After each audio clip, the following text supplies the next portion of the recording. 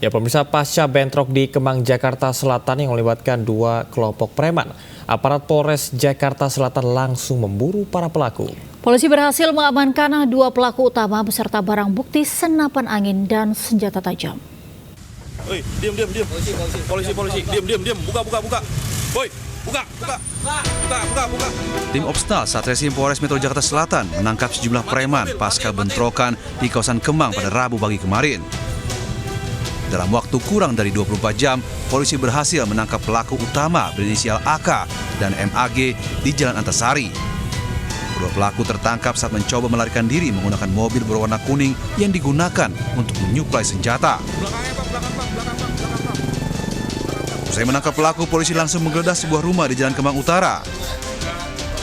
Dalam penggeledahan ini, polisi berhasil menyita 4 senapan angin dengan berbagai merek, 3 senjata tajam, 9 telepon genggam, dan 1 unit mobil. Kepolisian memastikan tidak ada ruang bagi pelaku premanisme yang membuat keresahan di tengah masyarakat. Dari Jakarta, Rizky Falupi melaporkan.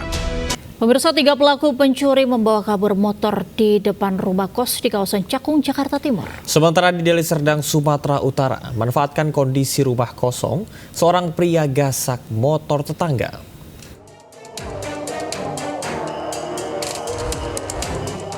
Menggunakan 2 motor, 3 pelaku pencuri masuk permukiman warga di Jalan HR Ismail, Jatinegara Cakung, Jakarta Timur.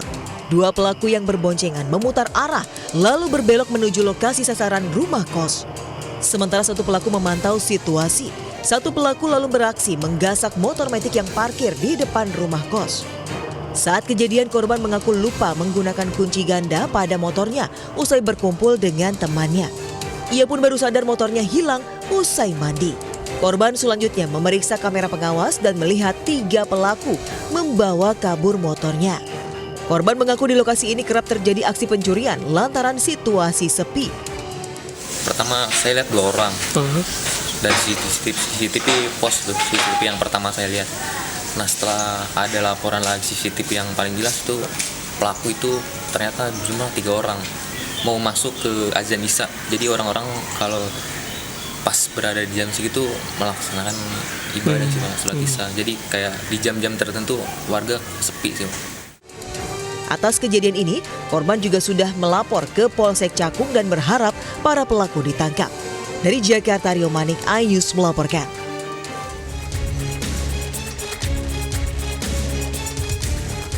Dari rekaman CCTV, tampak pelaku Aseng, 24 tahun, mencuri sepeda motor milik temannya sendiri di kawasan Desa Panunggal, Kabupaten Deli Serdang, Sumatera Utara. Pelaku leluasa beraksi saat rumah kosong ditinggal pergi korban. Pelaku kemudian mematahkan stang motor yang terkunci dan membawa kabur sepeda motor. Berbekal rekaman CCTV, polisi membekuk pelaku yang dihadiahi timah panas di kakinya karena berusaha kabur. Pelaku ternyata residivis kasus penggelapan motor milik temannya tahun 2023 lalu. Sudah mengenali korbannya terlebih dahulu. Nah, ketika si korban meninggalkan rumahnya dan rumah itu kosong, maka si pelaku beraksi. Untuk mempertanggungjawabkan perbuatannya, pelaku terancam hukuman 7 tahun penjara. Dari Medan, Sumatera Utara, Yuda Bahar, Ayus melaporkan. Pemirsa, sebuah sekolah menjadi sasaran pencurian kawanan maling dan terekam CCTV di Tangerang Selatan, Banten.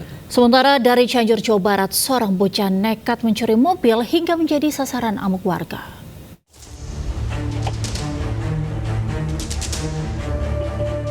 4 orang bermasker membobol dan masuk ruang tata usaha dan ruang guru di SD Negeri Bakti Jaya Setu, Tangerang Selatan. Sebelumnya, para pelaku melompat dari tembok di sebelah sekolah hingga mencongkel pintu ruangan. Sejumlah alat inventaris perlengkapan sekolah dan uang tunai milik guru yang tersimpan dalam loker raib digasak. Akibat aksi pencurian ini, kerugian ditaksir mencapai puluhan juta rupiah. Karena yang tercuri ini diantaranya netbooknya sekolah gitu dan networknya guru-guru gitu yang di dalam laptop itu ada data-data guru yang bagaimana mereka mengajarkan anak secara mudah ya lewat guru-guru tadi. Saat ini pihak sekolah sudah melaporkan ke pihak berwajib dan berharap para pelaku agar segera ditangkap. Dari Tangerang Selatan, Banten, Nunung Purnomo, iNews melaporkan.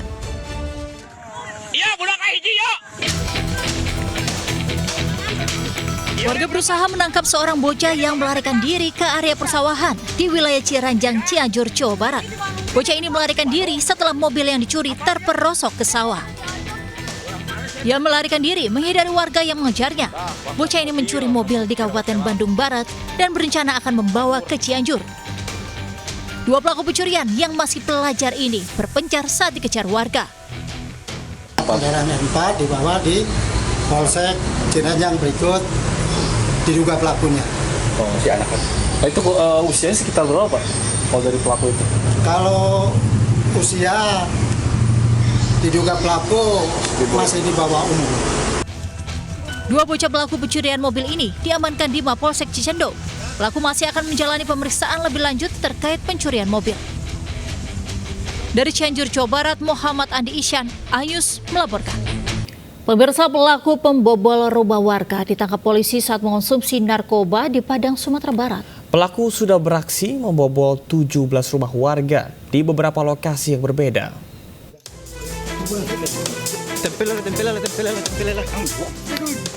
Polisi mendapat informasi pelaku pembobol rumah warga tengah mengkonsumsi narkoba di rumahnya, Air Pacah, Koto Tangga, Kota Padang. Mereka langsung menyergap pelaku yang sudah buron selama 1 bulan. Pelaku berinisial R ini semula membantah membobol rumah warga. Pelaku mencuri telepon genggam, kompor, tabung gas, hingga ayam tetangga. Barang curian itu dijual dan uangnya digunakan untuk membeli narkoba. Si pelaku ini merupakan residivis, sudah 2 kali keluar masuk lapas. Pertama kasus narkoba, dia menjalani hukuman selama 4 tahun. Dan yang kedua, si pelaku melakukan pencurian dengan pemberatan juga. Jadi masih dengan kasus yang sama. Pelaku pembobolan rumah warga ini selanjutnya dibawa ke Mapolresta Padang untuk pemeriksaan lebih lanjut. Polisi menjerat pelaku dengan pasal pencurian dan pemberatan dengan ancaman hukuman 9 tahun penjara. Dari Padang, Sumatera Barat, Budi Sunandar, iNews melaporkan. Pelaku pencurian kotak amal tertangkap tangan warga saat menjalankan aksinya. Pelaku mencuri uang kotak amal dengan cara menggunakan lidi. Sri Hartono, warga Purwodadi, Jawa Tengah ini tertangkap tangan warga saat akan mencuri uang dari kotak amal di Masjid Jami Rodotul Mutakin, Kampung Tambak Lorok, Kota Semarang. Bermodal lidi yang dibawanya, pelaku berhasil mencuri uang dari dalam kotak amal. Pada ujung lidi yang digunakan untuk mencuri uang, sebelumnya sudah diberikan cairan perekat. Pelaku juga membawa senter untuk melihat uang di dalam kotak amal. Warga berhasil mengamankan uang hasil curian Rp30.000. Mau apa, Mas? Uang saya jatuh, dia bilang gitu. Masa jatuh di dalam peti, saya gitu. Ya, tunggu Pak, saya tidak ambil apa-apa. Menurut warga sudah 2 kali ini, Pak. 2 kali. Sementara kasus masih kita dalam penyidikan lebih lanjut. Kita tangani di Polsek Semarang Utara. Pelaku dibawa Mapolsek Semarang Utara untuk pemeriksaan lebih lanjut. Diduga pelaku sudah menjalankan aksinya di masjid lain. Dari Semarang, Jawa Tengah, Doni Marendra, iNews melaporkan. Kita ke informasi selanjutnya, pemirsa. Akibat bermain api di dalam rumah, 3 bangunan hangus dilalap api di kawasan Cililitan, Jakarta Timur. Ya, kebakaran juga terjadi di kawasan Penjaringan, Jakarta Utara dan menghanguskan gudang penyimpanan aksesoris ponsel.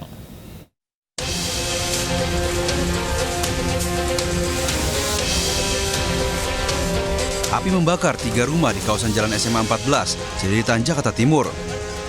Banyaknya bahan mudah terbakar membuat api dengan cepat merembet. Akibat kejadian ini, penghuninya yang tengah terlelap tidur panik dan berusaha menyelamatkan diri. Hasil pemeriksaan sementara, kebakaran berasal dari ulah seorang penghuni rumah yang bermain api di dalam rumah. 75 personil serta 15 unit mobil pemadam kebakaran pun dikerahkan untuk memadamkan si jago merah. Dan dari 1 jam, api bisa dipadamkan serta tidak ada korban jiwa. Terus kebetulan saya juga lagi jaga di pos. Saya lari, lihat, memang di rumah sebelah itu tidak ada api. Nah, teman-teman saya itu sibuk cari air. Nyari air susah juga sih. Jadi nggak keburu api langsung gede. Kebakaran juga melumat gudang penyimpanan aksesoris HP di Jalan Kapuk Raya, Jakarta Utara. Api dengan cepat membakar seluruh isi gudang karena banyaknya bahan mudah terbakar. Belum diketahui pasti penyebab kebakaran, namun diduga akibat korsleting listrik. Petugas pun berjibaku menjinakkan api selama 1 jam. Sementara kasus kebakaran ini selanjutnya ditangani petugas polisi Polsek Penjaringan. Di Jakarta, Helmi Sajangbati melaporkan.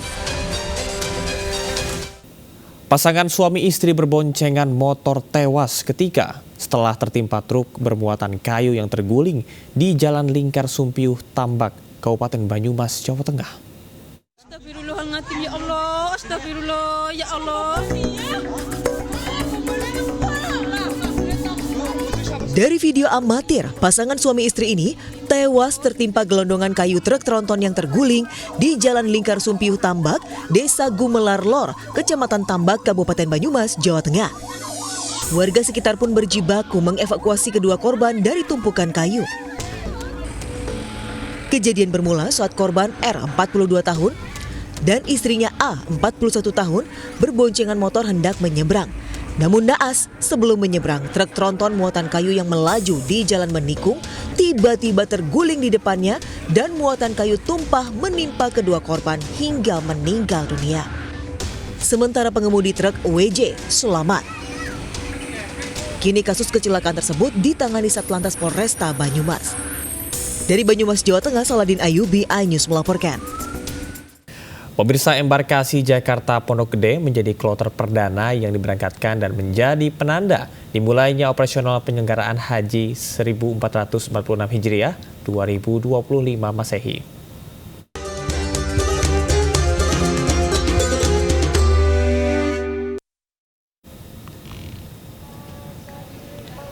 Ratusan jemaah calon haji kloter pertama embarkasi Jakarta Pondok Gede sudah memasuki asrama haji Pondok Gede, Jakarta Timur sejak Kamis pagi.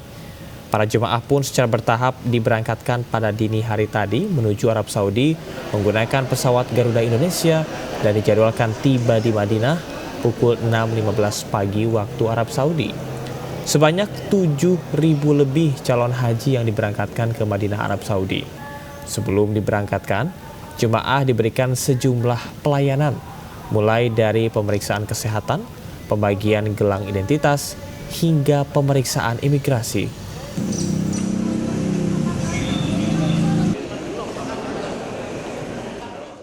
Baru saja kami melepaskan kloter pertama menuju ke bandara, dan seperti kita ketahui jemaah haji tahun ini berjumlah 221.000 ya, yang terdiri atas 203.320 orang haji reguler dan 17.680 haji khusus. Sejumlah sektor mulai mempersiapkan layanan di daerah kerja Madinah, Arab Saudi. Ya, persiapan dilakukan para petugas penyelenggara ibadah haji Indonesia yang telah berkoordinasi dengan tenaga penghubung menyambut kloter pertama gelombang ke-1 para jemaah haji Indonesia.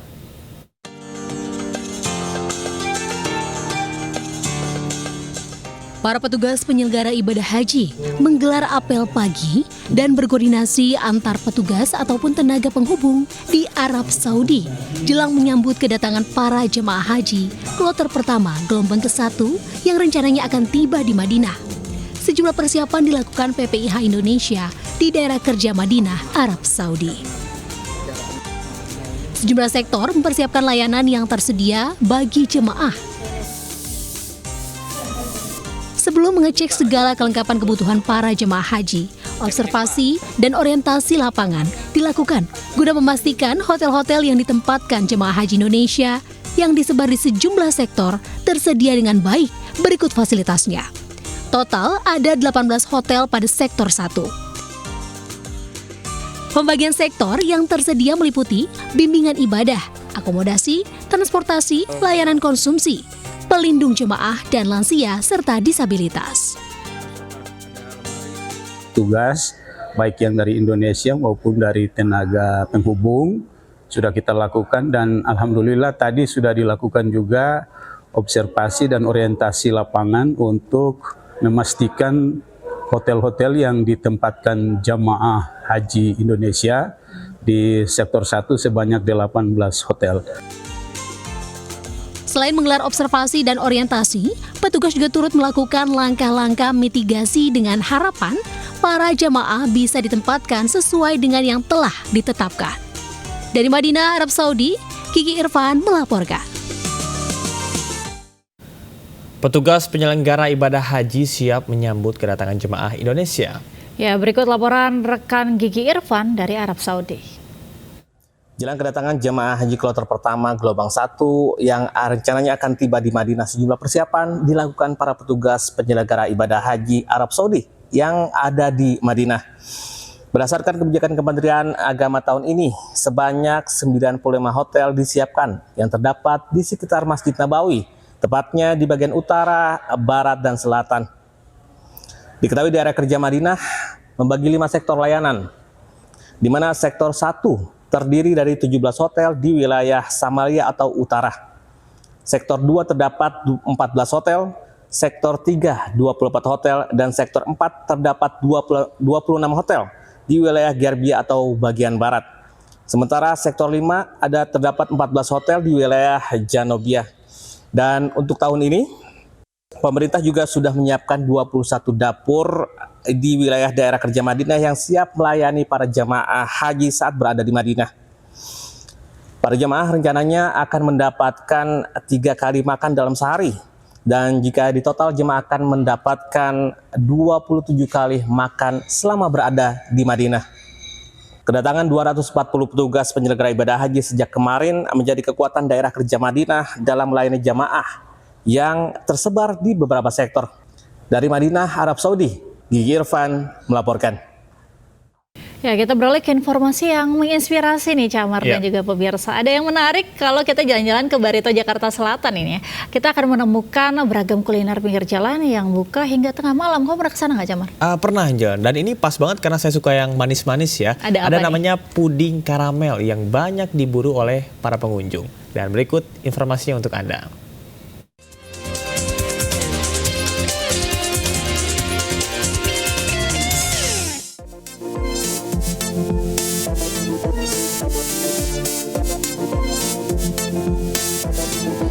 Kawasan Barito, Jakarta Selatan merupakan tempat kuliner kekinian yang ramai dikunjungi khususnya pada malam hari. Di sini terdapat sejumlah kedai yang kerap diburu pengunjung, salah satunya kedai puding karamel Barito. Seperti namanya, kedai ini menyajikan puding yang diberi saus karamel. Terdapat juga puding karamel regal dan puding coklat yang harganya ramah di kantong mulai Rp15.000 hingga Rp18.000. Nah, saya pun penasaran mencoba puding karamel original dan puding karamel regal. Puding manis, lembut, dan lumer di mulut. Nah, jadi ketika begitu sampai di mulut, ini benar-benar lembut banget, langsung kayak lumer gitu. Vanilanya kerasa banget. Ditambah lagi dengan topping karamel sama regal bubuk ini nih. Jadi cocok banget buat kalian pecinta makanan manis, terutama buat jadi dessert nih. Wah, the best banget ini.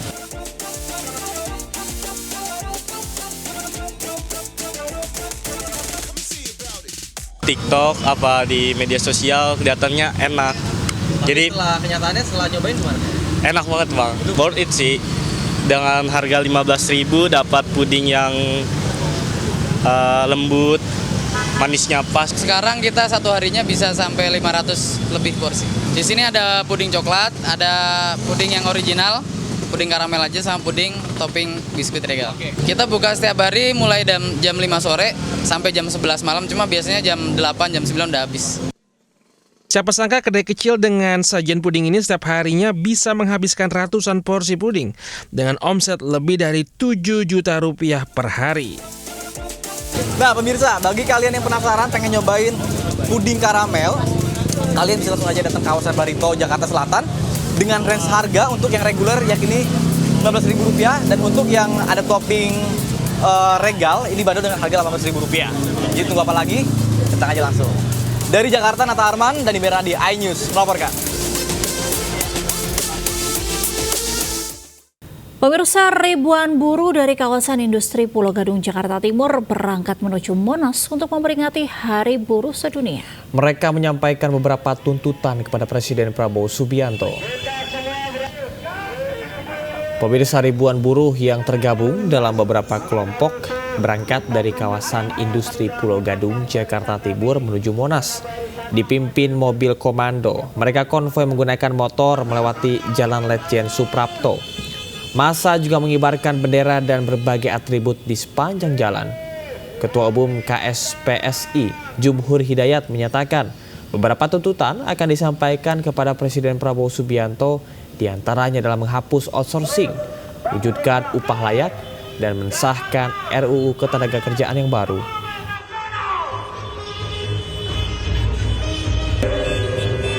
Kita ambil depan PP masuk ini. Ya, sementara itu peringatan Hari Buruh di Bandung berlangsung ricuh. Sejumlah massa dengan menggunakan atribut berwarna hitam menyerang petugas dan melakukan pengrusakan fasilitas umum.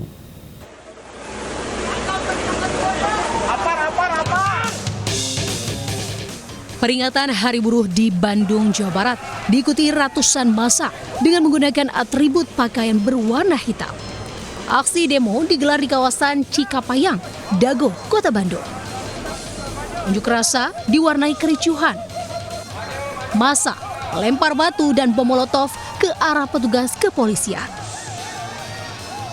Tak hanya itu, massa juga merusak sejumlah fasilitas umum di sepanjang kawasan tersebut. Petugas kepolisian langsung mengerahkan kendaraan taktis water cannon, Brimob, dan Dalmas untuk memukul mundur massa. Dan situasi saat ini sudah kondusif. Kami berharap kepada masyarakat tetap monitor situasi, ya, agar pergerakan dari orang kelompok-kelompok yang tidak bertanggung jawab ini bisa dimonitor bersama, dan kita mohon dukungannya agar mereka tidak melakukan aksi kembali untuk melakukan perusakan di Kota Bandung ini. Setelah 20 menit, petugas berhasil membubarkan aksi buruh yang mulai mengarah anarkis. Di Bandung, Jawa Barat, Ervan David, iNews melaporkan. Ribuan buruh menghadiri peringatan May Day di lapangan Monas, Jakarta. Presiden Republik Indonesia Prabowo Subianto beserta dengan jajaran Kabinet Merah Putih turut hadir dengan memberikan pidato, salah satunya akan membentuk Satuan Tugas PHK. Memperingati Hari Buruh Internasional, puluhan ribu buruh dari berbagai daerah memadati kawasan Monas, Jakarta. Sejak Kamis pagi, buruh dari berbagai organisasi serikat pekerja sudah mulai berdatangan. Dalam peringatan Hari Buruh 2025, terdapat 6 tuntutan yang disampaikan untuk kesejahteraan buruh Indonesia. Mewujudkan upah layak dan melindungi buruh dengan mengesahkan RUU Ketenagakerjaan yang baru. May Day kali ini dihadiri Presiden Prabowo Subianto beserta dengan jajaran Menteri Kabinet Merah Putih. Dalam pidatonya, Prabowo mengucapkan selamat Hari Buruh Internasional dan berharap dapat memakmurkan kesejahteraan buruh. Prabowo juga berjanji akan meningkatkan kesejahteraan dan melindungi buruh dengan membentuk Satuan Tugas PHK. Buruh bersatu, bela negara. Saya akan membentuk segera Dewan Kesejahteraan Buruh Nasional. Kita akan segera membentuk Satuan Tugas PHK. Kita tidak akan membiarkan rakyat kita tidak akan biarkan pekerja-pekerja di PHK-kan seenaknya. Ya pemirsa, aksi begal payudara yang menimpa seorang perempuan yang tengah berjalan sendiri menjadi korban begal payudara di Sleman, Yogyakarta. Aksi asusila itu terekam CCTV hingga viral.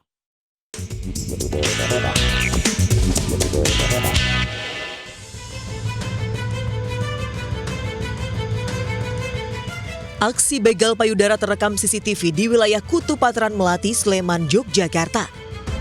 Menggunakan motor, pelaku melakukan aksinya pada seorang perempuan yang tengah berjalan seorang diri. Akibat kejadian ini, korban syok dan melaporkan ke polisi. Berbekal rekaman CCTV, polisi mengamankan pelaku EA, 22 tahun. Hasil pemeriksaan, ia sudah 3 kali melakukan aksinya dengan alasan nafsu sesaat. Adapun modus daripada pelaku begal payudara yaitu mencari kelengahan dari korban, kedua mengamati rute aman, Ketiga, melakukan aksi cabul dengan sasaran pantat dan payudara yang mayoritas korbannya adalah perempuan. Akibat aksinya pelaku dijerat Undang-Undang Tindak Pidana Kekerasan Seksual dengan ancaman hukuman maksimal 4 tahun penjara. Dari Sleman, Yogyakarta, Heru Triyoko, iNews melaporkan. Pemirsa, Polda Jawa Tengah mengungkap kasus kekerasan seksual berbasis online dengan korban 31 anak di bawah umur. Ya, untuk melancarkan aksinya, tersangka mengancam akan menyebarluaskan foto atau video porno milik korban melalui media sosial.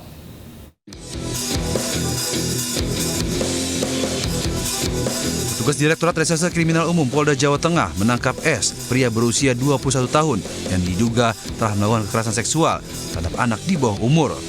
Tak tanggung-tanggung, sebanyak 31 anak telah menjadi korban warga Sendang, Jepara, Jawa Tengah ini. Usia korban berusia 12 tahun hingga 17 tahun. Korban berasal dari Jepara, Semarang, Jawa Timur, bahkan dari Lampung. Data ini diperoleh dari dokumen yang didapat dari ponsel tersangka. Menurut Direktur Reserse Kriminal Umum Polda Jateng, Komisaris Besar Polisi Dwi Subagio, jumlah korban masih bisa bertambah karena dari keterangan tersangka ada dokumen video asusila yang sudah dihapus. Untuk melancarkan aksinya, tersangka merayu korban, kemudian meneror dengan mengancam akan menyebarluaskan foto atau video porno korban melalui media sosial. Semua kegiatannya itu direkam, divideokan, dan difailkan. Maka kami tahu orang per orang, nama siapa, dan tapi mohon maaf ini ya, yang kita hadapi ini adalah pelaku predator seks ini ya, pelaku predator seks, dan korbannya ini adalah anak-anak kita sendiri. Tersangka dijerat dengan pasal berlapis Undang-Undang Pornografi, Undang-Undang Perlindungan Anak, serta Undang-Undang ITE dengan ancaman hingga 12 tahun penjara. Dari Jepara, Jawa Tengah, Alif Sutarto melaporkan. Pemirsa, miris rebutan warisan, seorang adik di Tangerang Selatan, Banten tega menganiaya kakak kandung hingga tewas. Korban tewas akibat 2 luka tusukan senjata tajam di punggung.